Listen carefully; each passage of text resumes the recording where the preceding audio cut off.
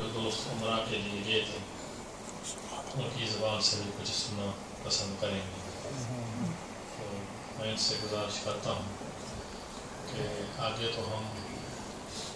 کھلا ٹائم رکھتے تھے، جب چاہتے تھے محفل کو اختتام پذیر کر دیتے تھے، مگر اب وقت کی قید لگا دی گئی کہ اس ٹائم پہ آپ نے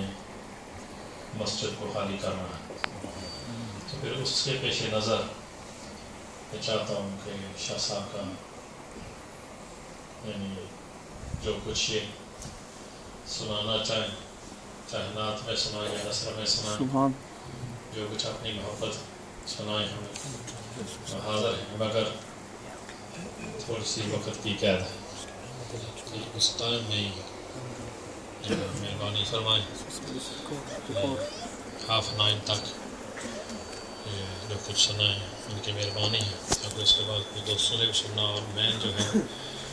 11 بجے سے پہلے ہم نے مسجد کو خالی کرنا ہے، تو 11:45 عشاء کی نماز کا ٹائم لکھا ہوا ہے، ظاہر ہے 5 منٹ پہلے بلکہ 20 منٹ پہلے 10:40 پر ہم نے چھوڑنی ہے، اور اس میں لنگر بھی سب دوستوں نے کھانا ہے، لنگر کا بھی اہتمام ہے، اس لیے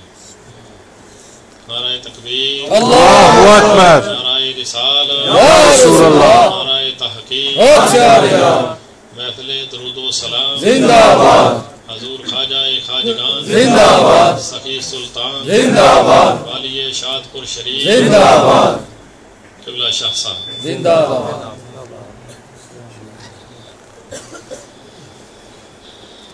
الحمدللہ حمدا کثیرا و بکرۃ نجیرا، صلو علیہ دائما صلو علیہ سرمدا، صلاۃ و سلام علی کل الاولیاء من اول یوم الی یوم الجزاء، اما بعد، اعوذ باللہ من الشیطان الرجیم، بسم اللہ الرحمن الرحیم۔ حضور قبلہ و کعبہ شیخ طریقت و معرفت و حقیقت، نائب حضور غوث الورا، قدوۃ الاولیاء، عمدۃ الاصفیاء، خواجہ خواجگاں، خواجہ صوفی ارشد محمود صاحب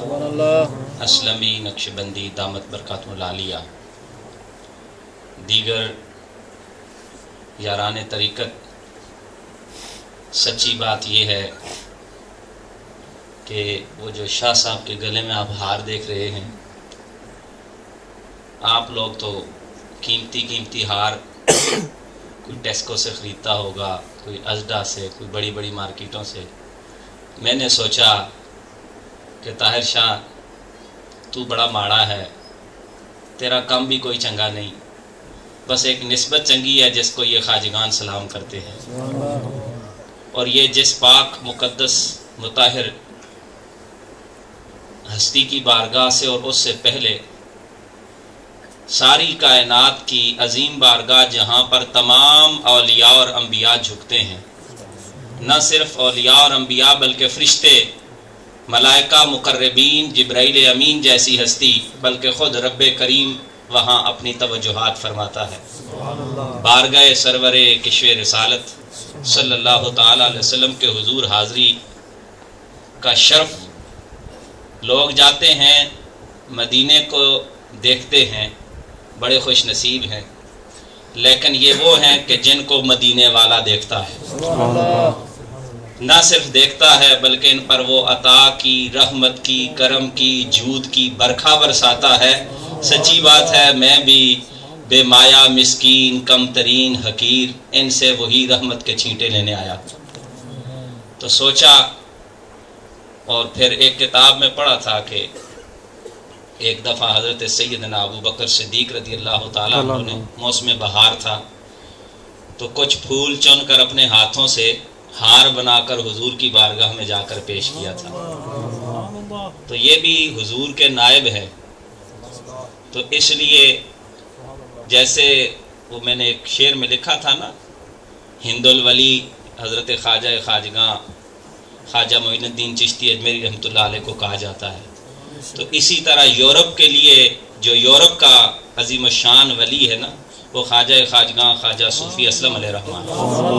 جن کو حضور نے نومینیٹ کر کے بھیجا ہے، اور بالکل وہی، بیچ میں کوئی دوئی نہیں، ہماری آنکھوں پہ پردہ ہو سکتا ہے، یہ وہی خواجہ صاحب ہے۔ تو ان میں اور ان میں کوئی فرق نہیں سمجھتا۔ تو پھر میں نے بھی اپنے ہاتھوں سے یہ ہار تیار کیا اور پھول بھی خود چنے، بہار ہو یورپ کی اور پھر یہاں کے پھول۔ میں نے کہا تم یہاں کیا کر رہے ہو، تم تو خواجہ صاحب کے گلے کے لیے آئے ہو، چلو بس سوئی لے کے خود بیٹھا اور پرو کر۔ یہ آپ کو بتانا اس لیے یہ ایک محبت کا پیغام دے رہا ہوں کہ اپنے شیخ سے محبت اس طرح کی جائے۔ دیکھو میں بازار سے بھی لے سکتا تھا، الحمدللہ ٹھیک ہے، میں غریب ضرور ہوں، کنجوس نہیں ہوں، تو چاہتا تو میں صوفی شفقت صاحب، صوفی رفیع صاحب کو پتہ ہے میں جب موج میں آتا ہوں تو وہ ویسے سید موج میں ہی رہتا ہے، موج میں کیوں نہ رہے کہ آقا سے پاتا ہے۔ تو اس لیے اس بارگاہ میں حاضری دینا میں اپنا شرف سمجھتا ہوں، اور یقیناً یہ وہ ہستی ہیں کہ جنہوں نے ہماری بھی بگڑیاں بنائی ہیں، اور ہمارے رابطے بھی جو کمزور تھے ان کو مضبوط و توانا کیا ہے،